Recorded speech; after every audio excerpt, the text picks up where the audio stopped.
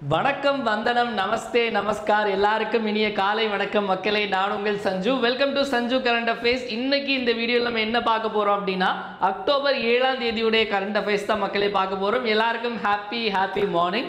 எப்பவும் போல நம்ம கிளாஸ் ஸ்டார்ட் பண்றதுக்கு முன்னாடி லாஸ்ட் கிளாஸ்ல என்ன பார்த்தோமோ அதை ஒரு வாட்டி ரிவைஸ் பண்ணிட்டு இன்னைக்கான கிளாஸ்க்குள்ள போயிடலாம். நேற்று கிளாஸ்ல அக்டோபர் 5 மற்றும் 6ஆம் தேதிக்கான கரண்ட் அஃபேர்ஸ் பார்த்தோம். அதை ஒரு வாட்டி ஃபிளாஷ்பேக் பார்த்துடலாம். Where is the Bandhavgarh Tiger Reserve located? Bandhavgarh புலிகள் சரணாலயம் எங்கு அமைந்துள்ளது அப்படின்னா மத்திய பிரதேசம் அப்படிங்கிறது சரியான விடை. அடுத்த கேள்வி சுபீன்கர்க் ஐலாண்ட், சுபீன்கர்க் தீவு வந்து எங்கு அமைந்திருக்கு? சிங்கப்பூர் அப்படிங்கிறது தான் கரெக்டான ஆன்சர். அடுத்தது ஜப்பானுடைய முதல் பெண் பிரதமர், ஃபர்ஸ்ட் ஃபீமேல் பிரைம் மினிஸ்டர் யார் அப்படின்னா நமக்கு சனே தக்கைச்சி அப்படிங்கிறதா சரியான விடை. அடுத்தது வந்து நமக்கு இந்த டான்சா விருது, தமிழ்நாடு என்விரான்மெண்ட் சயின்டிஸ்ட் அவார்ட், சுற்றுச்சூழல் அறிவியல் விருது யார் வாங்கியிருக்காங்க அப்படின்னா ஆர்தர் ஜேம்ஸ் அப்படிங்கிறதா சரியான விடை. அடுத்த கேள்வி இண்டெக்ஸ் ஆஃப் எக்கனாமிக் ஃப்ரீடம்ல இந்தியாவுடைய ரேங்க் என்ன அப்படின்னா 128. அடுத்த கேள்வி தே வில் ஷூட் யூ அப்படிங்கிற அந்த புத்தகத்தின் ஆசிரியர் வந்து ஹரிந்தர் பவேஜா. அடுத்த கேள்வி நமக்கு பிரஸ்ட் கேன்சர் அவேர்னஸ் மந்த், மார்பக புற்றுநோய் விழிப்புணர்வு மாதம் வந்து அக்டோபர். அடுத்த கேள்வி வேர்ல்ட் டீச்சர்ஸ் டே, உலக ஆசிரியர் தினம் வந்து அக்டோபர் 5. அதே மாதிரி நமக்கு உலக வாழ்விட தினம் வந்து அக்டோபர் 6 அப்படின்னு பார்த்தோம். இப்போ நம்ம இன்னைக்கான கரண்ட் அஃபேர்ஸ்க்குள்ள போயிடலாம். அக்டோபர் 7ஆம் தேதிக்கான கரண்ட் அஃபேர்ஸ். முதல்ல நம்ம தமிழ்நாடு நியூஸ் பார்த்துடலாம் மக்களே. ஸோ தமிழ்நாடு நியூஸ் பார்க்க முன்னாடி நிறைய பேர் வந்து இந்த கரண்ட் அஃபேர்ஸ் சப்ஸ்கிரிப்ஷனுக்கான சாம்பிள் கேட்டிருந்தீங்க. சாம்பிள் எப்படி இருக்கும் அதை பார்க்கணும் அப்படின்னு சொல்லிட்டு சாம்பிள் நான் உங்களுக்கு காமிக்கிறேன். இந்த 2026 எக்ஸாமில், அதாவது 1 இயர் கரண்ட் அஃபேர்ஸ் சப்ஸ்கிரிப்ஷன் அப்படிங்கிறது இப்போ நீங்கள் 2026 எக்ஸாமுக்கு ப்ரிப்பேர் பண்ணிட்டு இருக்கீங்க. டிஎன்பிஎஸ்சியாக இருக்கலாம், எஸ்எஸ்சி, ரயில்வே, என்ன எக்ஸாம் ப்ரிப்பேர் பண்ணிட்டு இருந்தாலும் கரண்ட் அஃபேர்ஸ் அப்படிங்கிற ரொம்ப முக்கியமானது. இந்த 1 இயர் கரண்ட் அஃபேர்ஸ் சப்ஸ்கிரிப்ஷனில் ஜாயின் பண்ணீங்க அப்படின்னா உங்களுக்கு அக்டோபர் 2025 இருந்து செப்டம்பர் 2026 வரைக்கும் கரண்ட் அஃபேர்ஸ் ப்ரொவைட் பண்ணுவோம். 1 இயருக்கு, இந்த மாசத்துல இருந்து செப்டம்பர் 2026 வரைக்கும் எப்படி ப்ரொவைட் பண்ணுவோம் அப்படின்னா வீக்லி கரண்ட் அஃபேர்ஸ் பிடிஎஃப், அதே மாதிரி மந்த்லி கரண்ட் அஃபேர்ஸ் பிடிஎஃப். ஒவ்வொரு வீக்குக்கும் வந்து டெஸ்ட் வைப்போம், ஒவ்வொரு மந்த்துக்கும் டெஸ்ட் இருக்கும். ஓகேவா? இது கூட எக்ஸ்ட்ராவா என்ன ஆட் பண்ணியிருக்கோம் அப்படின்னா 10 தமிழ்நாடு ஸ்கீம் ஒரு மாசத்துக்கு, 10 யூனியன் கவர்மெண்ட் ஸ்கீம் ஒரு மாசத்துக்கு, அதே மாதிரி தமிழரசு மேகசின்ல எக்ஸாம்க்கு என்னெல்லாம் தேவையோ அதை மட்டும் நம்ம வந்து ஒரு நோட்ஸ் மாதிரி எடுத்து உங்களுக்கு கொடுப்போம். அதே மாதிரி தான் பாலிசி நோட்ஸ், கொள்கை குறிப்பிலையும் வந்து நமக்கு எக்ஸாம் பாயிண்ட் ஆஃப் வியூல என்ன தேவையோ ஒரு டிபார்ட்மெண்ட், ஒரு மாசத்துக்கு ஒரு டிபார்ட்மெண்ட். அப்போ ஆக மொத்தம் 120 Tamil Nadu scheme, 120 central government scheme, 12 மாச கரண்ட் அஃபேர்ஸ், 12 மாத தமிழரசு மேகசின், 12 டிபார்ட்மெண்ட் எல்லாமே நம்ம கவர் பண்ணிடுவோம். ஸோ இந்த 1 இயர் கரண்ட் அஃபேர்ஸ் சப்ஸ்கிரிப்ஷன் வந்து தமிழ்லையும் இருக்கும், இங்கிலீஷ்லையும் இருக்கும், பைலிங்குவல் தான். இதில் நீங்கள் ஜாயின் பண்ணணும், 1 இயர் சப்ஸ்கிரிப்ஷனில் ஜாயின் பண்ணணும்னு நினைக்கிறவங்க 7604905977 அப்படிங்கிற இந்த நம்பருக்கு 899 ஜிபே அல்லது ஃபோன்பே பண்ணிட்டு இதே நம்பருக்கு வாட்ஸ்அப்பில் ஸ்க்ரீன்ஷாட் அனுப்பி நீங்கள் வந்து ஜாயின் பண்ணிக்கலாம்.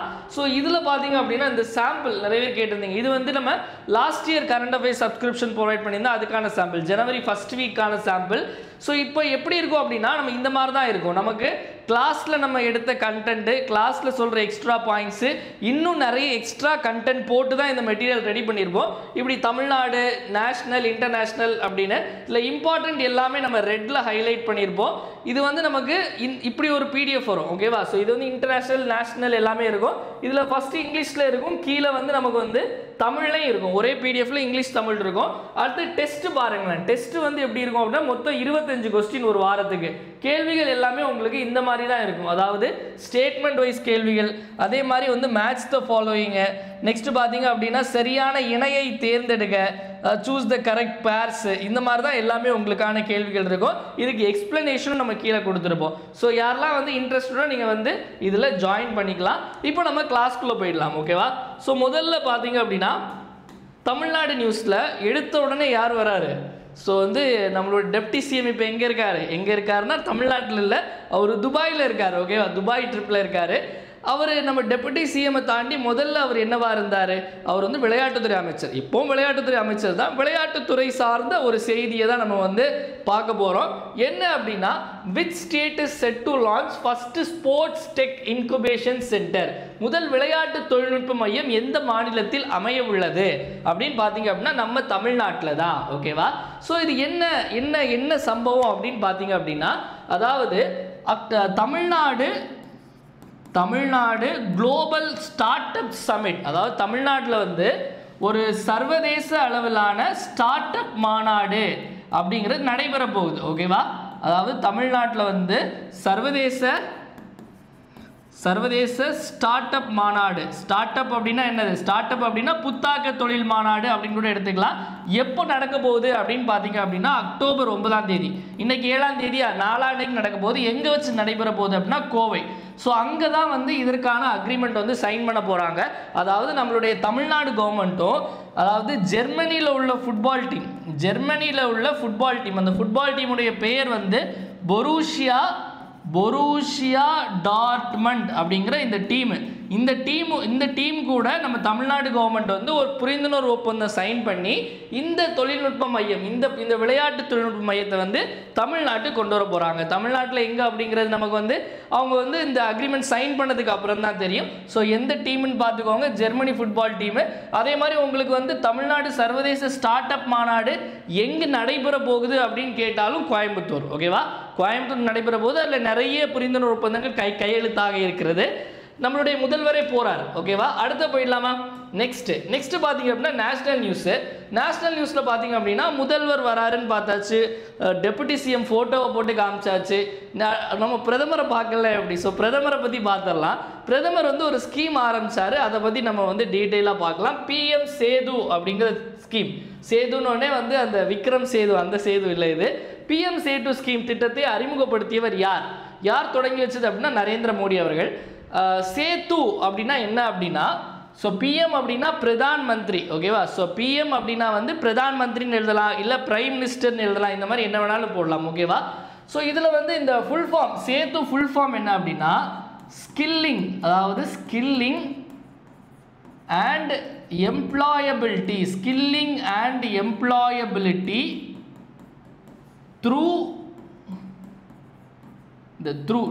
through upgraded ITIs. ஓகேவா, அதாவது இதுதான் அந்த சேது, SEETEU. ஓகேவா, ஒன்றும் இல்லை, இது வந்து இங்கிலீஷில் இதோட ஃபுல் ஃபார்ம் இருக்கும். தமிழில் சிம்பிளாக சொல்லணும் அப்படின்னா வந்து நம்மளுடைய ஸ்கில்லையும், அதாவது வந்து ஐடிஐலாம் இருக்குல்ல, ஐடிஐனா என்ன? இண்டஸ்ட்ரியல் ட்ரைனிங் இன்ஸ்டியூட், அதாவது தொழிற்பயிற்சி நிறுவனங்கள் இருக்குல்ல, தொழிற்பயிற்சி நிறுவனங்களை மேம்படுத்துறதற்கு மூலமாக நம்மளுடைய திறனையும் அந்த வேலை வாய்ப்பையும் வந்து பெருக்கலாம் அப்படிங்கிறதுக்கான ஒரு திட்டம். அப்போ இந்த திட்டத்தில் வந்து அப்போ பிஎம் சேது அப்படிங்கிறது ஸ்கில்லிங் அண்ட் எம்ப்ளாயபிலிட்டி த்ரூ, அப்போ இது ஃபுல் ஃபார்ம். ஓகேவா, அப்போ இந்த திட்டம் எப்போ ஆரம்பிச்சாங்க அப்படின்னு கேட்டாங்க அப்படின்னா அக்டோபர் 4, 2025 ஆரம்பிச்சாங்க. யார் ஆரம்பிச்சு வச்சாங்கன்னா பிரதமர் நரேந்திர மோடி அவர்கள். இந்த திட்டம் வந்து சென்ட்ரலி ஸ்பான்சர்ட் ஸ்கீம் அப்படின்னு சொல்லுவாங்க. இந்த சென்ட்ரலி ஸ்பான்சர்ட் ஸ்கீம் அப்படின்னா என்ன அர்த்தம் அப்படின்னா, அதாவது இந்த ஸ்கீம் நடைமுறைப்படுத்துறதுக்கு மத்திய அரசும் மாநில அரசு ரெண்டு பேருமே வந்து காசு போடுவாங்க. அதாவது இப்போ 100 ரூபா இந்த திட்டத்துக்கு தேவைப்படுது அப்படின்னா அதில் 60 ரூபா வந்து யார் போடுவாங்க அப்படின்னா மாநில அரசு போடுவாங்க. 60 ரூபா வந்து மத்திய அரசு போடுவாங்க, 40 ரூபா வந்து மாநில அரசு போடுவாங்க. ஸோ இதுதான் வந்து நமக்கு வந்து சென்ட்ரலி ஸ்பான்சர்ட் ஸ்கீம் அப்படின்னு சொல்றது. ஸோ இதில் பார்த்தீங்க அப்படின்னா வந்து இந்த ஸ்கீம் முக்கியமான நோக்கம், இந்த திட்டத்தினுடைய நோக்கம் பார்த்தீங்க அப்படின்னா 1000 ITI, அதாவது 1000 தொழிற்பயிற்சி நிறுவனங்களை வந்து மாடர்னைஸ் பண்ணணும். மாடர்னைஸ் அப்படின்னா நவீனமயப்படுத்தணும். ஓகேவா, நீங்கள் இந்த ஐடிஐலாம் பார்த்தீங்க அப்படின்னா அங்கே இருக்கிறது எல்லாமே பழைய மிஷின் இந்த மாதிரிப்பட்ட விஷயங்களாக தான் இருக்கும். ஆனால் வந்து இப்போ நீங்கள் வேலைக்கு போகிறீங்க அப்படின்னா அங்கே எல்லாம் புது டெக்னாலஜியாக இருக்கும். அப்போது அங்கே ஒருத்தன் படிச்சுட்டு வந்தான் அப்படின்னா இந்த இண்டஸ்ட்ரியில் அவனால் எப்படி வேலை பார்க்க முடியும்?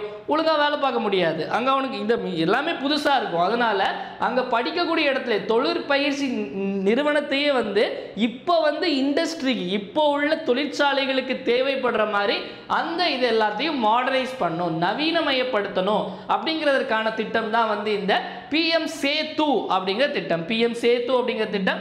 இதில் பார்த்தீங்க அப்படின்னா அதாவது ஒரு மாடல் சொல்கிறாங்க, ஹப் ஸ்போக்கன் மாடல் அப்படின்னு. இதுக்குள்ளே ரொம்ப டீட்டெயிலாக போக வேண்டாம். இதில் அதாவது 200 நல்ல ஐடிஐ கூட ஒரு 800 ஐடிஐயை வந்து லிங்க் பண்ண போகிறாங்க. இது மூலமாக இதுவும் வந்து நல்லா பெருகும் அப்படின்னு.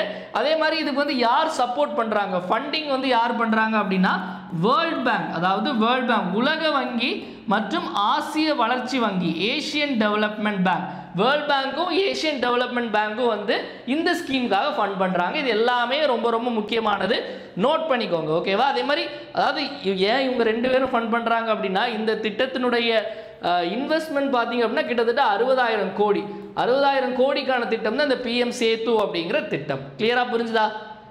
புரிஞ்சதில்ல? இன்னொரு வாட்டி வேணா சொல்கிறேன். PM சேது அப்படிங்கிறது வந்து சிம்பிள் தொழிற்பயிற்சி நிறுவனங்களை நவீனமயப்படுத்துறதுக்கான திட்டம், அவ்வளோதான், வேற எதுவும் கிடையாது. ஸோ மிச்சம் எல்லாமே வந்து எக்ஸ்ட்ரா பாயிண்ட்ஸ். ஓகேவா? அடுத்தது நெக்ஸ்ட் போயிடலாம். நெக்ஸ்ட் வந்து நம்ம தமிழ்நாட்டில் வந்து அடுத்த ஏப்ரல் மேல எலெக்ஷன் இருக்கும். இப்போ இனி நவம்பர் மாதம் வந்து ஒரு மாநிலத்தில் தேர்தல், அந்த தேர்தலை மொத்தமாக எல்லாரும் பார்த்துட்டு இருக்காங்க. நேற்று தான் வந்து அந்த தேர்தலுக்கான அறிவிப்பு வந்துச்சு. ஓகேவா? நம்மளுடைய தலைமை தேர்தல் ஆணையர் ஞானேஷ்குமார் அவர்கள் தான் அறிவிப்பை வெளியிட்டார். எந்த மாநிலத்துக்கு தேர்தல் அப்படின்னா பீகார் மாநிலத்தினுடைய தேர்தல். அப்போ பீகார் மாநிலத்தில் தேர்தல் சட்டமன்ற தேர்தல். அப்போ சட்டமன்ற தேர்தல் அப்படின்னு சொல்லும்போது அங்கே எத்தனை சட்டமன்ற தொகுதிகள் இருக்குது? இப்போ தமிழ்நாட்டில் எவ்வளோ இருக்குன்னு கேட்டால் 234ன்னு சொல்லுவோம். அந்த நம்பரை அப்படியே லைட்டாக மாற்றி போடுங்க, 243. அப்போ பீகாரில் உள்ள சட்டமன்ற தொகுதிகளுடைய எண்ணிக்கை என்ன அப்படின்னா 243. இப்போ நம்ம வந்து பீகார்னு சொல்லும்போது பீகாரில் உள்ள ஒரு முக்கியமான ஒரு 4 அரசியல் கட்சிகள், அதனுடைய நிறுவனர்கள், அதனுடைய சின்னம் என்ன அப்படின்னு பார்க்கலாம். பாலிட்டிக்கும் ரொம்ப யூஸ் ஆகும். ஓகேவா? இப்போ பீகாரில் எந்த கட்சி ஆளும் கட்சி அப்படின்னு பார்த்தீங்க அப்படின்னா ஜனதாதள் யுனைடெட், ஜனதாதள் யுனைடெட் அப்படி, அதாவது ஐக்கிய ஜனதாதளம் அப்படிங்கிற கட்சி, இதுதான் வந்து ஆளும் கட்சி. அங்கே இதனுடைய தலைவர் யாரு அப்படின்னு பார்த்தீங்க அப்படின்னா நிதிஷ்குமார் இருக்கார்ல, நிதிஷ்குமார். இப்போ அவரு தான் பீகாருடைய சிஎம்மா இருக்காரு, நிதிஷ்குமார். கட்சியினுடைய சின்னம் வந்து ஆரோ, அம்பு தான் அந்த கட்சியினுடைய சின்னம். ஓகேவா? அதற்கு அடுத்தது வந்து எதிர்கட்சியா இருக்கிறது யாரு அப்படின்னா RJD, ராஷ்டிரிய ஜனதாதளம், ராஷ்டிரிய ஜனதாதள், அதே ஜனதாதள் தான், அதாவது ராஷ்டிரிய ஜனதாதளம். இந்த கட்சியினுடைய தலைவர், அதாவது இந்த கட்சியின் தலைவர் அல்ல, நிறுவனர் யாரு அப்படின்னா உங்களுக்கு லல்லு பிரசாத் யாதவ் தான் இந்த கட்சியினுடைய நிறுவனர். ஓகேவா? இப்போ வந்து தேஜஸ்வி யாதவ் தான் அங்கே இதுக்கு ஹெட்டாக இருக்காரு, அங்கே உள்ள எதிர்கட்சி தலைவர். இந்த கட்சியினுடைய சின்னம் வந்து என்ன அப்படின்னா ஹரிகேன் லேம்ப், இந்த பழைய பெட்ரோமேக்ஸ் லேம்ப் இருக்கும்ல, அந்த இதுதான் இந்த கட்சியினுடைய சின்னம். அதுக்கடுத்து இன்னொரு கட்சி பார்த்தீங்க அப்படின்னா லோக் ஜனசக்தி அப்படிங்கிற ஒரு கட்சி, லோக் ஜனசக்தி. ஆக்சுவலி லோக் அப்படின்னா என்ன அப்படின்னா மக்கள் அர்த்தம் ஹிந்தியில். ஓகேவா? ஸோ லோக் ஜனசக்தி அப்படிங்கிற கட்சி வந்து இந்த கட்சியினுடைய நிறுவனர் யார் அப்படின்னா ராம்விலாஸ் பாஸ்வான் அவர்கள். இந்த கட்சியினுடைய சின்னம் என்ன அப்படின்னா பங்களா, அதாவது பெரிய பங்களா இருக்குல்ல, பங்களா சின்னம். ஓகேவா? இந்த 3 கட்சியும் வந்து பார்த்தீங்க அப்படின்னா வந்து நமக்கு அங்கே உள்ள பிரதான மாநில கட்சிகள். நமக்கு மற்றபடி பிஜேபி தெரியும், காங்கிரஸ் தெரியும். இது கூட இன்னும் இது வந்து நம்ம கேள்வியில் கேட்கறதுக்கான வாய்ப்பு இருக்கு. ஏன்னா வந்து நமக்கு இப்போ ஒரு 2 எக்ஸாம் முன்னாடி லோக் ஜனசக்தி பற்றி கூட கேட்டிருந்தாங்க, நம்ம கூட வந்து பாலிட்டியில் கிளாஸில் டிஸ்கஸ் பண்ணியிருப்போம். அதே மாதிரி இப்போ இன்னொரு புது கட்சி அங்கே முளைச்சிருக்கு, என்ன அப்படின்னா ஜன் சுராஜ் கட்சி. இந்த ஜன் சுராஜ் கட்சி அப்படிங்கிறது வந்து யாருடைய கட்சி அப்படின்னா பிஜேபிக்கு டிஎம்கேக்கெல்லாம் தேர்தல் வியூக வகுப்பாளராக இருந்த பிரசாந்த் கிஷோர், அதாவது வந்து பிரசாந்த் கிஷோர் அவர்களுடைய கட்சி தான் வந்து ஜன் சுராஜ். இது கூட எக்ஸாம்ல கேட்கலாம். ஓகேவா? அப்போ வந்து இந்த கட்சியும் போட்டிடுது, ஜெயிக்கிறதுக்கெல்லாம் வாய்ப்பு இல்லை. ஸோ இந்த 4 கட்சி அதனுடைய சின்னம் ஞாபகம் வச்சுக்கோங்க. ஜன் சுராஜ் புது கட்சினால இனிதான் சின்னம் வந்து அலாட் பண்ணுவாங்க. புரிஞ்சுதா? இன்னைக்கு கிளாஸ் கொஞ்சம் பெருசாக இருக்கும், ஏன்னா நிறைய கண்டென்ட் இருக்குது. அடுத்து போயிடலாம். ஸோ நெக்ஸ்ட் பார்த்தீங்க அப்படின்னா எல்லாருக்கும் டிப்ரெஷன் ஆனால் என்ன தோணும்? டிப்ரெஷன் ஆனால் லடாக் போகணும் அப்படின்னு சொல்லி சில பேருக்கு தோணும். ஓகேவா? ஸோ லடாக்ல வந்து பார்த்தீங்க அப்படின்னா ஒரு 2 நாள் முன்னாடி வரைக்கும் பார்த்தீங்க அப்படின்னா உள்ளதுலே, அதாவது லடாக்லேயே வந்து இந்த ஹையஸ்ட் மோட்டரபிள் ரோடு அப்படின்னு சொல்லுவாங்க. ஹையஸ்ட் மோட்டரபிள் ரோட்னா அதாவது நமக்கு கடல் மட்டத்தில் இருந்து, அதாவது சீ லெவலில் இருந்து ரொம்ப உயரத்தில் கட்டினது 19,024 அடியில் இருக்குது. அது வந்து உம்லிங்லா பாஸ் அப்படின்னு சொல்லுவாங்க. அங்கே தான் ஒரு ரோடு கட்டியிருந்தாங்க. ஸோ இப்போ வந்து என்ன அப்படின்னா அதை விட மேலே ஒரு ரோடு கட்டியிருக்காங்க. ஸோ அது என்ன அப்படிங்கிறத பார்க்கலாம். இதுதான் அந்த road, world highest motorable pass. World's highest motorable pass அப்படின்னா என்ன அர்த்தம் அப்படின்னா அதாவது வேர்ல்ட்ஸ் ஹையஸ்ட் அப்படின்னா கடல் மட்டத்தில் இருந்து உயரமான இடத்துல வண்டி போகிறதுக்கான ரோடு, அதுதான் வந்து வேர்ல்ட்ஸ் ஹையஸ்ட் மோட்டரபிள் பாஸ் அப்படிங்கிறது. ஸோ இது எங்கே கட்டியிருக்காங்க அப்படின்னா மிக்லா பாஸ் அப்படிங்கிற மிக்லா கணவாய். ஸோ இது வந்து கடல் மட்டத்திலேருந்து 19,400 அடி மேலே கட்டியிருக்காங்க. 19,400 அடி மேலே இந்த மிக்லா பாஸ் அப்படிங்கிறது எங்கே இருக்குது அப்படின்னா லடாக்ல இருக்குது. இதுக்கு முன்னாடி உம்லிங்லா பாஸ் தான் வந்து வேர்ல்ட்ஸ் ஹையஸ்ட் மோட்டரபிள் ரோடாக இருந்தது. இது வந்து 19,024 அடியில் கட்டியிருந்தாங்க. இப்போ வந்து இது கெட்டுனாங்கன்னு சொல்ல யார் கட்டுறாங்க? இதெல்லாம் சாதாரணமாக சும்மா இங்கே நம்மளுடைய ரோடு கான்ட்ராக்டரால் கட்ட முடியுமான்னு கேட்டால் கட்ட முடியாது. இதை கட்டுறது யார் அப்படின்னா border roads organisation. Border roads organisation அதாவது எல்லை சாலைகள் அமைப்பு. எல்லை சாலைகள் அமைப்பு அப்படிங்கிற ஒரு அமைப்பு இருக்காங்க. இந்த அமைப்பு எப்போ உருவாக்கப்பட்டது அப்படின்னா மே 7, 1960. இந்த அமைப்பு தான் பார்த்தீங்க அப்படின்னா இந்த பார்டரில் ரோடு கட்டுறது எல்லாமே, ரோடு போடுறது எல்லாமே இந்த border roads organisation BRO. So BRO கொடுத்து ஃபுல் ஃபார்ம் அப்ரிவேஷன் ஏதாவது தப்பாக கொடுத்தான் அப்படின்னு சொன்னால் கரெக்டாக ஆன்சர் போட்டுருங்க. பார்டர் ரோட்ஸ் ஆர்கனைசேஷன் அப்படிங்கிறது. ஓகேவா? கிளியராக நோட் பண்ணிக்கோங்க. BRO எப்போ எஸ்டாப்ளிஷ் பண்ணாங்க, அதே மாதிரி இந்த ஹையஸ்ட் மோட்டரபிள் ரோட். ஸோ டிப்ரெஷனாக இருந்தால் லடாக் போகணும் அப்படின்னா உங்களுக்கு இந்த மிக்லா பாஸ் அப்படிங்கிறது ஞாபகம் வரும். மிக்லா கணவாய் தான் போடும் இனிமே. அடுத்த போயிடலாமா? ஸோ நெக்ஸ்ட் பார்த்தீங்க அப்படின்னா வந்து இவர் யாருன்னு தெரியுதா? இவர் மகாராஷ்டிராவுடைய சிஎம், டெபுட்டி சிஎம். ஓகேவா? சில ஃபேஸ்லாம் நான் அப்பப்போ கிளாஸில் காட்டுறேன், அதெல்லாம் ஞாபகம் வச்சுக்கோங்க. ஏன்னா நம்ம வந்து அடுத்த வருஷம் எக்ஸாம் பாஸ் பண்ணுற வரைக்கும் இந்த மூஞ்சுகள்லாம் அடிக்கடி நம்ம பார்ப்போம். இவர் தேவேந்திர ஃபட்னாவிஸ், இவர் ஏக்நாத் ஷிண்டே. ஓகேவா? ஷிண்டே, ஃபட்னவிஸ். ஸோ என்ன பண்ணுறாங்க அப்படின்னு பார்த்தீங்க அப்படின்னா அங்கே அதாவது நிறைய இடத்துல இப்போ வந்து நிறைய இடத்துல வந்து ஏதாவது பெயர் மாற்றுறது, ஒரு ஊர் இருந்தால் அந்த ஊருக்கு பெயர் மாற்றிடுவாங்க, ஏர்போர்ட் இருந்தால் ஏர்போர்ட் பெயர் மாற்றிடுவாங்க. இப்போ அதே மாதிரி ஒரு ஏர்போர்ட்டுடைய பெயர் மாற்றிருக்காங்க. என்ன பெயர் வச்சுருக்காங்க, எங்கே இருக்குது அப்படின்னு பார்க்கலாம். Which airport is renamed as the DB Patil airport? எந்த விமான நிலையம் DB பாட்டில் விமான நிலையம் என மறுபெயரிடப்பட்டுள்ளது அப்படின்னு கேட்குறாங்க. ஸோ இது நம்ம பார்க்கலாம். இப்போ மும்பை ஏர்போர்ட்டுடைய பெயர் என்ன? பொதுவாக இந்த ஏர்போர்ட் அண்ட் நேம் எல்லாம் வந்து SSC போன்ற எக்ஸாமில் கேட்பாங்க. ஸோ இது வந்து பார்த்தீங்க அப்படின்னா சத்ரபதி சிவாஜி மகாராஜா ஏர்போர்ட். ஓகேவா? ஸோ சத்ரபதி சிவாஜி ஏர்போர்ட் அப்படிங்கிறது வந்து மும்பையில் இருக்கக்கூடிய ஏர்போர்ட். பூனேயில் இருக்கக்கூடிய ஏர்போர்ட் பார்த்தீங்க அப்படின்னா பூனே ஏர்போர்ட்டுக்கு வந்து சமீபத்தில் பெயர் மாற்றினாங்க. அந்த பேரே பார்த்தீங்க அப்படின்னா ஒரு அடி, அதாவது ஒரு 2, 3, 4 அடி பேராக இருக்கும். ஸோ என்ன அப்படின்னா வந்து ஜகத்குரு சந்த் துக்காராம், ஜகத்குரு சந்த் துக்காராம் மகாராஜ் அப்படிங்கிற ஒரு பெயர். ஓகேவா? அங்கே உள்ள ஒரு மகாராஜர் ஒரு செயின்ட்னு நினைக்கிறேன். ஸோ ஜகத்குரு சந்த் துக்காராம் மகாராஜ் ஏர்போர்ட் எங்கே இருக்குன்னு கேட்டால் பூனே. அதே இது நாக்பூர் ஏர்போர்ட் பார்த்தீங்க அப்படின்னா பாபா சாஹிப் அம்பேத்கர். ஓகேவா? ஸோ அம்பேத்கர் அவர்களுடைய பேர் எந்த ஏர்போர்ட்டுக்கு இருக்குது அப்படின்னா நாக்பூர் ஏர்போர்ட்டுக்கு இருக்குது. அப்போ மிச்சம் இருக்கிறது ஒன்று என்ன, நவி மும்பையுடைய ஏர்போர்ட்டுக்கு தான் DB பாட்டில் ஏர்போர்ட் அப்படின்னு சொல்லிட்டு பெயர் மாற்றிருக்காங்க. ஸோ அந்த ஏர்போர்ட்ஸ் இன் இந்தியா அப்படின்னு சொல்லிட்டு நம்ம இன்னொரு வீடியோ நம்ம போடலாம். ஏன்னா SSCயில் வந்து இந்த மாதிரி கேள்விகள்லாம் கேட்பாங்க. ஸோ நம்ம இந்த நம்ம வந்து இப்போது 7 PM கிளாஸ் போய்ட்டுருக்கு. இது முடிச்சுட்டு நம்ம வந்து ஸ்டாட்டிக் ஜிகே போடுவோம். அது வந்து SSC TNPSC எல்லாருக்குமே யூஸ்ஃபுல்லாக இருக்கும். அடுத்தது பார்த்திங்க அப்படின்னா இன்டர்நேஷ்னல் நியூஸில் பார்த்திங்க அப்படின்னா இனி நமக்கு நவம்பர் டிசம்பர்லாம் வரப்போ, அக்டோபர் நவம்பர் டிசம்பர்னாலே ஃபுல்லாக ஒரே மழை தான், ஒரே புயலாக வந்துட்டுருக்கும். அப்படி ஒரு புயல் உருவாயிருக்கு. அந்த புயலுக்கு ஒரு பெயரை வச்சுருக்காங்க. அந்த பெயரை யார் வச்சுருக்காங்க அப்படிங்கிறதான் கேள்வி. ஓகேவா? ஸோ மழை வர மாதிரியே இருக்குல்ல, வெளியவும் இதே மாதிரி மழை வர மாதிரியே தான் இருக்குது. ஓகேவா? அதாவது which country name the cyclone Shakti கொடு அப்படிங்கிற மாதிரி. ஸோ எந்த நாடு புயலுக்கு சக்தி என்று பெயரிட்டது அப்படின்னா ஸ்ரீலங்கா. இந்த புயலுக்கெல்லாம் யார் பெயர் வைப்பா, எப்படி பெயர் வைக்கிறாங்க அப்படிங்கிறத நான் சொல்கிறேன், கேட்டுக்கோங்க.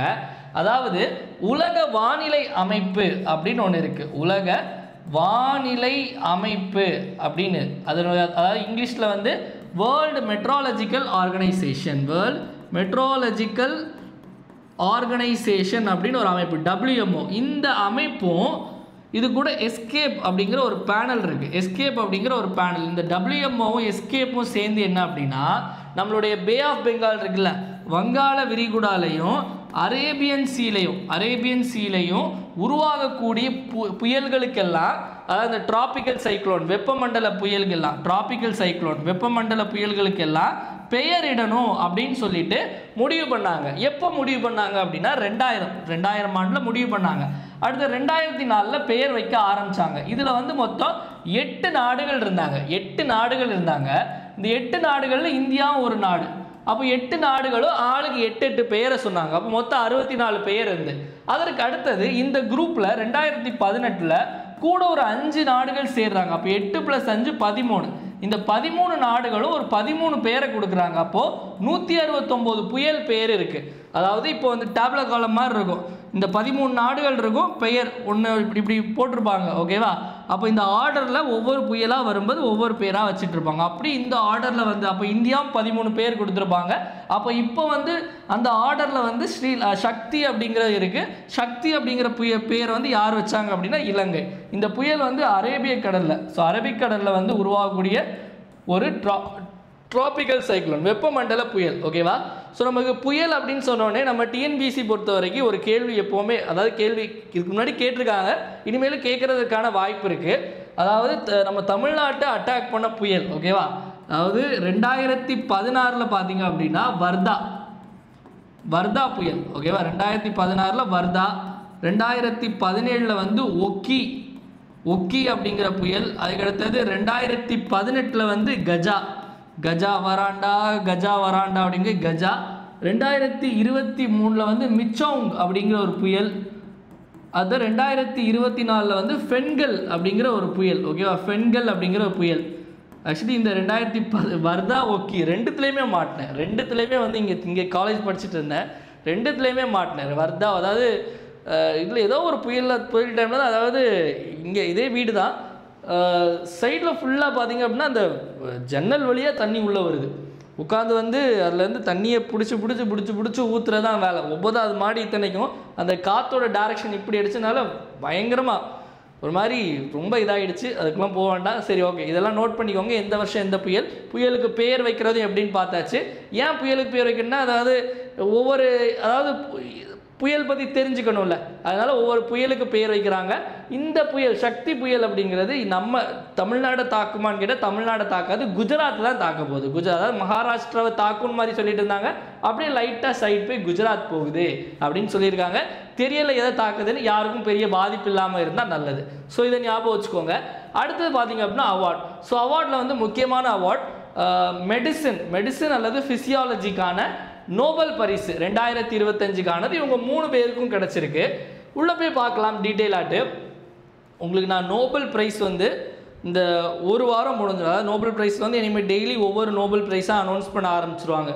எல்லா நோபல் ப்ரைஸும் முடிஞ்சோடனே சேர்த்து ஒரு நோபல் ப்ரைஸ்னால் என்ன, அது எப்போ ஆரம்பித்தாங்க, எந்தெந்த நோபல் ப்ரைஸை வந்து யார் கொடுக்குறாங்க, இது எல்லாமே டீட்டெயிலாக ஒன்றா எடுத்தோம் அப்படின்னா நல்லாயிருக்கும். இப்போ ஜஸ்ட்டு நான் வந்து இதை பற்றி மட்டும் சொல்கிறேன்.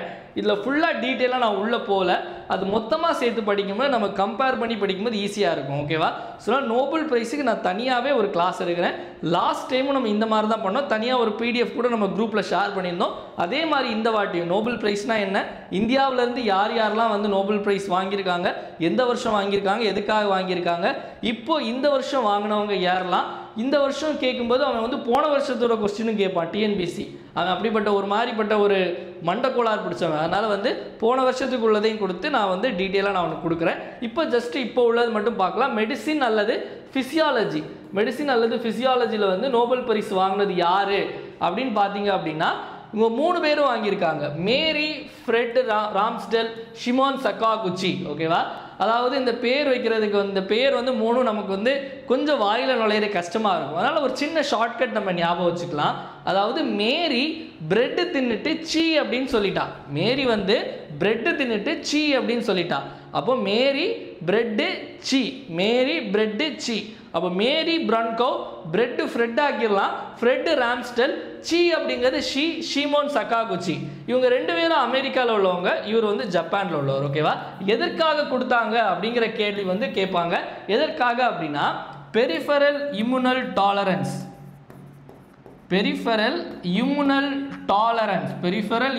டாலரன்ஸ் பற்றின அவங்களுடைய கண்டுபிடிப்பு, டிஸ்கவரிக்கு, அதாவது புறநோய் எதிர்ப்பு சகிப்புத்தன்மை, இதை பற்றின அவங்களுடைய கண்டுபிடிப்புக்காக தான் வந்து இவங்களுக்கு வந்து நோபல் பரிசு அப்படிங்கிறது கொடுத்துருக்காங்க மெடிசினுக்கு. ஸோ ஓகேவா, இதில் உங்களுக்கு என்ன ப்ரைஸ் கிடைக்கும் அப்படின்னா, அதாவது 11 மில்லியன் ஸ்வீடிஷ் குரோனா கிட்டத்தட்ட இந்திய மதிப்புக்கு பார்த்தீங்க அப்படின்னா 10.5 கோடி கிடைக்கும். இது கூட வந்து கிரீன் கோல்டு மெடல், சாதா கோல்டு மெடல் இல்லை, கிரீன் கோல்டு மெடல் ஒரு சர்டிஃபிகேட் அப்படிங்கிறதும் கொடுப்பாங்க. இப்போ போன வருஷத்துக்கு யார் வாங்கினாங்க அப்படின்னா கேரி அப்படிங்கிறவங்களும் விக்டர் அப்படிங்கிற ஒருத்தர் வாங்கினாரு. ஃபுல் நேம் வேறு இருக்கும், ஜஸ்ட் இந்த நேம் ஞாபகம் வச்சுக்கோங்க, இதை வச்சு ஆன்சர் போடலாம். கேரி விக்டர் மைக்ரோ RNA பற்றின அவங்களுடைய கண்டுபிடிப்புக்காக போன வருஷத்துக்கான அவார்டு வாங்கினாங்க. ஓகேவா, கேரி மற்றும் விக்டர் 2024க்கு மெடிசினுக்கான. இந்தியாவிலேருந்து யாராவது மெடிசினுக்காக வாங்கியிருக்காங்க அப்படின்னா 1968 ஹர் கோபிந்த் குரோம் அப்படிங்கிற ஒருத்தர் வாங்கியிருக்காரு. அதெல்லாம் நம்ம நான் சொன்னேன் அந்த கிளாஸில் நம்ம டீட்டெயிலாக எடுக்கலாம், மொத்தமாக பார்க்கும்போது ஈஸியாக இருக்கும். இப்போ அடுத்து போயிடலாம். நெக்ஸ்ட்டு பார்த்தீங்க அப்படின்னா விளையாட்டு செய்திகளில் பார்த்தீங்க அப்படின்னா நம்ம வந்து போன வாரம் இல்லை, செப்டம்பர் லாஸ்ட் வீக்கில் நம்ம நியூஸில் பார்த்துருப்போம். என்ன அப்படின்னா உலக பேரா தடகள போட்டி, வேர்ல்ட் பேரா அத்லெட்டிக் சாம்பியன்ஷிப் அப்படின்னு அது முடிஞ்சிடுச்சு. அதில் வந்து இந்தியா எத்தனாவது rank, what is the rank of India in world para athletic championship, உலக பேரா தடகள போட்டியில் இந்தியா எந்த இடத்தில் உள்ளது? இந்தியா எந்த இடத்தை பிடிச்ச அப்படின்னா 10வது இடம். மொத்தம் 22 மெடல் ஜெயிச்சாங்க. அதில் 6 கோல்டு, 9 சில்வரு, 7 பிரான்ஸ். ஓகேவா, 7 வெண்கல பதக்கம் ஜெயிச்சாங்க. ஸோ இதில் பார்த்தீங்க அப்படின்னா முக்கியமாக அதாவது கோல்டில் வந்து நம்ம சுமித் அன்டில்னு ஒருத்தர், இவரை பற்றி கேள்வியில் கேட்கலாம். சுமித் அன்டில் வந்து எந்த விளையாட்டோடு தொடர்புடையவர் அப்படின்னு பார்த்தாங்க அப்படின்னா ஜாவலின் த்ரோ. ஓகேவா, இவர் வந்து ஜாவலினில் வந்து தங்கம் ஜெயிச்சிருக்காரு. ஓகேவா, இந்த ஒரு நேம் ஞாபகம் வச்சுக்கோங்க. 6 பேர் அடித்தாங்க, பட் இந்த ஒரு நேம் ஞாபகம் வச்சுக்கோங்க, எக்ஸாமில் கேட்குறதுக்கான வாய்ப்பு அதிகமாக இருக்குது. இந்த போட்டி எங்கே நடைபெற்றது அப்படின்னா புதுடெல்லி, நியூ டெல்லியில் தான் இந்த காம்படிஷன் அப்படிங்கிறது நடத்துகிறாங்க. இப்போ அடுத்தது போயிடலாம். நெக்ஸ்ட் வந்து இம்பார்ட்டன்ட் டேஸ், விளையாட்டு முக்கிய தினங்கள் பார்த்தீங்க அப்படின்னா வேர்ல்டு காட்டன் டே, உலக பருத்தி தினம் அப்படிங்கிறது என்னைக்கு அப்படின்னா இன்னைக்கு அக்டோபர் 7ஆம் தேதி வேர்ல்டு காட்டன் டே அப்படின்னு சொல்லிட்டு கொண்டாடுறாங்க. இந்த வேர்ல்டு காட்டன் டே அப்படின்னு சொல்லும்போது உலகத்திலே வந்து அதிகமாக வந்து பருத்தி உற்பத்தி செய்யும் நாடு, லார்ஜஸ்ட் ப்ரொடியூசர் ஆஃப் காட்டன் எந்த நாடு அப்படின்னு கேட்டாங்க அப்படின்னா இந்தியா தான். அதே இது அதிகமாக வந்து ஏற்றுமதி செய்யக்கூடிய நாடு எதுன்னு கேட்டால் அமெரிக்கா. அதாவது லார்ஜஸ்ட் ப்ரொடியூசர் அண்ட் கன்சியூமர். ஓகேவா, அதாவது உற்பத்தி செய்யக்கூடிய நாடு இந்தியா, அதிகமாக ஏற்றுமதி செய்யக்கூடிய நாடு அமெரிக்கா. இந்தியாவில் எந்த மாநிலம் அதிகமாக வந்து பருத்தி உற்பத்தி செய்கிறாங்க, largest cotton producing state in India எதுன்னு கேட்டாங்க அப்படின்னா குஜராத். ஓகேவா, நமக்கு காட்டன்னாலே நமக்கு தெரியும், காட்டன்னாலே என்ன மண்ணில் வரும், பிளாக் சாயில், கரிசல் மண்ணில் தான் வந்து நமக்கு வந்து காட்டன் அப்படிங்கிறது வந்து விளையும். கரிசல் மண்ணில் தான் வந்து காட்டன் அப்படிங்கிறது விளையும். இதை ஞாபகம் வச்சுக்கோங்க, இதெல்லாம் டைரெக்டாக நமக்கு ஜாகிரஃபியில் கேள்வியாக கேட்கலாம். அடுத்தது நெக்ஸ்ட் பார்த்தீங்க அப்படின்னா வேர்ல்டு ஸ்பேஸ் வீக், உலக விண்வெளி தினம், விண்வெளி நாயகா மாதிரி விண்வெளி வாரம். உலக விண்வெளி வாரம் அப்படிங்கிறது வந்து எப்போ கடைபிடிக்கப்படுகிறது அப்படின்னா அக்டோபர் 4லேருந்து 10. இந்த வாரத்துக்கான கருப்பொருள் என்ன அப்படின்னா லிவிங் இன் ஸ்பேஸ், அதாவது வந்து விண்வெளியில் வாழ்வது அப்படிங்கிறது தான் வந்து இந்த வாரத்திற்கான கருப்பொருள். விண்வெளியில் வாழ்வது அப்படிங்கிறது தான் இந்த வாரத்திற்கான கருப்பொருள் அப்படிங்கிறத ஞாபகத்தில் வச்சுக்கோங்க. இந்த கேள்வி போன வருஷம் நடந்த TNPSC குரூப் 4ல் கேட்டாங்கன்னு நினைக்கிறேன். குரூப் 4 குரூப் 2லேயோ இந்த கொஸ்டின் கேட்டாங்க. அதாவது அப்போ உள்ள வேர்ல்ட் ஸ்பேஸ் வீக், இது வேர்ல்ட் ஸ்பேஸ் வீக் 2025, அப்போ வந்து வேர்ல்ட் ஸ்பேஸ் வீக் 2024 கருப்பொருள் என்னன்னு கேட்டிருந்தாங்க. நம்ம கூட இதை கவர் பண்ணியிருந்தோம். ஓகேவா, அடுத்த கேள்வி. Next national wild life week 2025, தேசிய வனவிலங்கு வாரம் 2025 எப்போ அப்படின்னா அக்டோபர் 2 to 8. இன்னொரு முக்கியமான நாள் இன்னைக்கு அக்டோபர் 7 நீலகிரி வரையாடு தினம். ஓகேவா, நீலகிரி வரையாடு தினம். நீலகிரி வரையாடுனா அவ்வளோ முக்கியமாக என்ன, ஏன்னா நீலகிரி வரையாடு தான் நம்மளுடைய மாநில விலங்கு. நீலகிரி தார் டே, நீலகிரி வரையாடு தினம் வந்து அக்டோபர் 7ஆம் தேதி. ஏன் அக்டோபர் 7ஆம் தேதி அப்படின்னா ERC தாவிதார் அப்படின்னு ஒருத்தர் இருக்காரு. ERC தாவிதார். இந்த ERC தாவிதார் வந்து யார் அப்படின்னா ERC தாவிதார் வந்து இந்த நீலகிரி வரையாடை வந்து பாதுகாக்கிறதுக்காக, கன்சர்வ் பண்ணுறதுக்காக நிறைய ஸ்டெப்பை மேற்கொண்டவர் தான் வந்து ERC தாவிதார். அவருடைய பங்கை வந்து அங்கீகரிக்கணும் அப்படிங்கிறதுனால தான் அவருடைய பிறந்த தினத்தை வந்து நீலகிரி வரையாடு தினமாக வந்து கொண்டாடுறாங்க. அப்போ நீலகிரி வரையாடு தினம் அக்டோபர் 7ஆம் தேதி முதல்ல 2023 வந்து இந்த நீலகிரி வரையாடு தினம் அப்படின்னு சொல்லிட்டு செலிப்ரேட் பண்ண ஆரம்பிச்சாங்க. யாருக்காக, அதாவது எந்த நாளை கொண்டாடுறாங்க? இயாசி தாவிதார் அவருடைய கான்ட்ரிபியூஷனால தான் இந்த நாளை நீலகிரி வரையாடு தினமாக கொண்டாடுறாங்க. இதே ஞாபகம் வச்சுக்கோங்க. ஸோ நெக்ஸ்ட் பார்த்துடலாம். ஸோ நெக்ஸ்ட் நான் ஆல்ரெடி சொன்ன மாதிரி குரூப் 4 டெஸ்ட் பேட்ச் இன்னும் 2 நாளில் ஸ்டார்ட் ஆக போகுது மக்களே. அக்டோபர் 10ஆம் தேதி நான் மொத்தம் 50 டெஸ்ட்டு குரூப் 4 ப்ரிப்பேர் பண்ணுறவங்களுக்காக. ஒரு வாரத்துக்கு ஒரு டெஸ்ட் தான். இப்போ ஆரம்பித்து ஜூன் வரைக்கும் உங்களுக்கு போகும், ஜூன் எண்டு வரைக்கும். இதில் 25 டெஸ்ட்டு வந்து ஸ்கூல் புக் டெஸ்ட்டு, மிச்சம் 25 டெஸ்ட் வந்து அவுட் சோர்ஸ் புக் டெஸ்ட்டு. இந்த பேட்சில் ஜாயின் பண்ணணும்னு நினைக்கிறவங்க இந்த கொடுத்துருக்க இந்த நம்பர் 7604905977 அப்படிங்க இந்த நம்பருக்கு 2499 அப்படி ஃபீஸ் நீங்கள் பே பண்ணிவிட்டு ஜிபே இல்லை ஃபோன்பேயில் பே பண்ணிவிட்டு இதே நம்பருக்கு வாட்ஸ்அப் ஸ்க்ரீன்ஷாட் அனுப்பி ஜாயின் பண்ணிக்கலாம். நம்பர் டிஸ்கிரிப்ஷன்லையும் கொடுத்துருப்போம். ஸ்கெடியூல் வந்து நம்ம டெலகிராம் குரூப்பில் இருக்குது. அதே மாதிரி குரூப் 2A மெயின்ஸ்க்கான டெஸ்ட் பேட்சும் அக்டோபர் 10ஆம் தேதி ஸ்டார்ட் ஆக போகுது. மொத்தம் 30 டெஸ்ட் இதுவும் இதில் ஜாயின் பண்ணாலும் அதே நம்பர் தான். 5999 பே பண்ணி ஜாயின் பண்ணிக்கலாம். இது நம்மளுடைய last group 2A mains test பேட்ச்க்கான கண்டக்ட் பண்ணதில் 25 பேருக்கு மேலே வந்து கிளியர் பண்ணி இப்போ போஸ்டிங்கில் இருக்காங்க. ரேங்க் 18 ரேங்க் 86 இருக்கட்டும், இது எல்லாமே இன்க்ளூட் பண்ணி இது வந்து இதுக்கான ப்ரூஃப் இந்த மாதிரிப்பட்ட விஷயங்கள் எல்லாமே நம்மளோட டெலகிராம் குரூப்லையும் இருக்குது, யூடியூப் சேனல்லையும் போட்டிருக்கோம். செக் பண்ணி பார்த்துக்கலாம். ஸோ நெக்ஸ்ட் வந்து நம்ம பார்த்தீங்க அப்படின்னா நமக்கு வந்து தினம் ஒரு திட்டத்தில் இன்னைக்கு பார்க்கக்கூடிய திட்டம் வந்து அகல் விளக்கு அப்படிங்கிற திட்டம். இந்த அகல் விளக்கு அப்படிங்கிற திட்டம் வந்து ஆகஸ்ட் 9, 2025 ஆரம்பிக்கப்பட்ட திட்டம். எங்கே அப்படின்னா புதுக்கோட்டை மாவட்டத்தில் ஆரம்பித்தாங்க. புதுக்கோட்டை மாவட்டத்தில் ஆரம்பிக்கப்பட்ட திட்டம் தான் இந்த அகல் விளக்கு அப்படிங்கிற திட்டம். இது என்ன அப்படின்னா சிம்பிள், ஆல்ரெடி பார்த்தது தான். நம்ம 9ஆம் கிளாஸ்லேருந்து 12ஆம் வகுப்பு படிக்கக்கூடிய மாணவிகள், ஓகேவா, மாணவிகளுக்கு வந்து நிறைய பிரச்சனைகள் இருக்கும். முக்கியமாக வந்து உடல் ரீதியான பிரச்சனைகள், மன ரீதியான பிரச்சனைகள், சமூக ரீதியான பிரச்சனைகள், அதே மாதிரி சமூக ஊடக ரீதியான பிரச்சனைகள், சோஷியல் மீடியா, சைபர், இந்த மாதிரி நிறைய பிரச்சனைகள் இருக்குல்ல. இந்த மாதிரி பிரச்சனைகளில் வந்து எப்படி மாட்டாமல் இருக்கணும், இந்த மாதிரி பிரச்சனைகளில் மாட்டிக்கிட்டால் எப்படி வெளியே வரணும், அந்த மாதிரிப்பட்ட ட்ரைனிங் கொடுக்குற ஒரு கவுன்சிலிங் கொடுக்குற திட்டம் தான் வந்து இந்த அகல் விளக்கு அப்படிங்கிற திட்டம். ஓகேவா, அகல் விளக்கு அப்படிங்கிற திட்டம். அடுத்தது வந்து நம்ம வந்து கமெண்ட் யுவர் ஆன்சரில் நேற்று கேட்ட கேள்வி, அது குரோனாலஜிக்கல் ஆர்டர் வரிசைப்படுத்து அப்படின்னு நம்ம கேட்டிருந்தாங்க. ஸோ முதல்ல வந்து ராஜராஜன், அதுக்கடுத்து குலோத்துங்கன், முதலாம் குலோத்துங்கன். ஸோ அப்போ 1, 3, 2, 4 ஆப்ஷன் சி அப்படிங்கிறதான் சரியான விடை. ஓகேவா. ஸோ அடுத்தது பார்த்தீங்க, அதாவது முதல்ல வந்து முதலாம் ராஜராஜன், அதுக்கடுத்து முதலாம் குலோத்துங்கன், அதுக்கடுத்து விக்ரமச்சோழன், அதுக்கடுத்தது 2ஆம் குலோத்துங்கன். இப்போ இன்னைக்கான கேள்வி, இப்போ மேட்ச் த ஃபாலோயிங் கொடுத்துருக்கோம். இந்த இண்டஸ் வேலி, சிந்து சமவெளியில் உள்ள இடங்கள் தைமாபாத், அலம்கிர்பூர், தோலவீரா, ராக்கி கர்கி. இந்த சைடு உத்தரப்பிரதேஷ், ஹரியானா, மகாராஷ்டிரா, குஜராத். சரியான ஆன்சர் என்ன அப்படிங்கிறத மறக்காமல் கமெண்ட் செக்ஷனில் கமெண்ட் பண்ணுங்கள். வீடியோ லைக் பண்ணாமல் பார்த்துட்டு இருக்கவங்க மறக்காமல் லைக் பண்ணிட்டு பாருங்கள் மக்களே. அடுத்து நம்மளுடைய சஞ்சு கரண்ட் அஃபேர்ஸ் அப்படிங்கிற டெலகிராம் சேனல் இருக்குது. இந்த டெலகிராம் சேனல் லிங்க் நான் கீழே டிஸ்கிரிப்ஷனில் கொடுத்துருக்கேன். அதை மறக்காமல் கிளிக் பண்ணி ஃபாலோ பண்ணிக்கோங்க.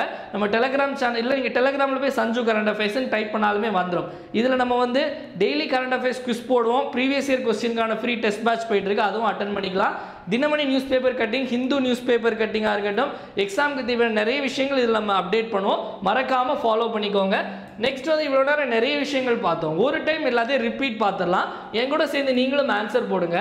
இந்த first sports tech incubation centre, முதல் விளையாட்டு தொழில்நுட்ப மையம் எங்கே அமைய போகுது அப்படின்னா தமிழ்நாட்டில் PM சேது திட்டம் நரேந்திர மோடி அவர்கள் ஆரம்பிச்சு வச்சாரு.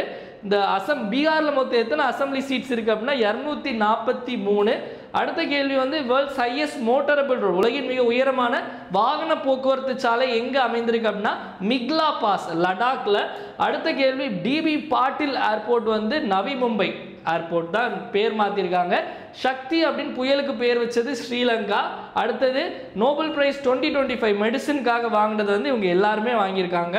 அடுத்த கேள்வி பாரா அத்லெட்டிக் சாம்பியன்ஷிப்பில் இந்தியா வந்து 10வது இடம். அடுத்த கேள்வி காட்டன் டே அக்டோபர் 7, அதே மாதிரி வந்து நீலகிரி வரையாடு தினமும் அக்டோபர் 7. உலக விண்வெளி வாரம் அக்டோபர் 4 to 10. வனவிலங்கு வாரம் வைல்ட் லைஃப் வீக் அப்படிங்கிறது 2 to 8. வீடியோவோட எண்டுக்கு வந்தாச்சு மக்களே. வீடியோ பிடிச்சிருந்தா மறக்காமல் லைக் பண்ணுங்கள், உங்கள் ஃப்ரெண்ட்ஸ் எல்லாருக்கும் ஷேர் பண்ணுங்கள். வீடியோ யூஸ்ஃபுல்லாக இருந்து நினச்சிங்க அப்படின்னா மறக்காமல் கமெண்ட் செக்ஷனில் வீடியோ எப்படி இருந்துச்சு அப்படிங்கிறத கமெண்ட் பண்ணுங்கள். ஏன்னா உங்களுடைய கமெண்ட்ஸ் தான் என்னுடைய பூஸ்ட்டு, போனிட்டா, ஹார்லிக்ஸ், மைலோ, காம்ப்ளான் எல்லாமே. மறக்காமல் கமெண்ட் செக்ஷனில் கமெண்ட் பண்ணுங்கள். டெலிகிராமில் போடுற குவிஸ் எல்லாரும் மறக்காமல் அட்டன் பண்ணுங்கள் மக்களே. மீண்டும் ஈவினிங் 7 மணிக்கு ஜிஎஸ் கிளாஸில் சந்திப்போம். நன்றி, வணக்கம். இந்த நாள் இனிய நாளாக அமையட்டும். வாழ்க தமிழ், வளர்க தமிழ்நாடு.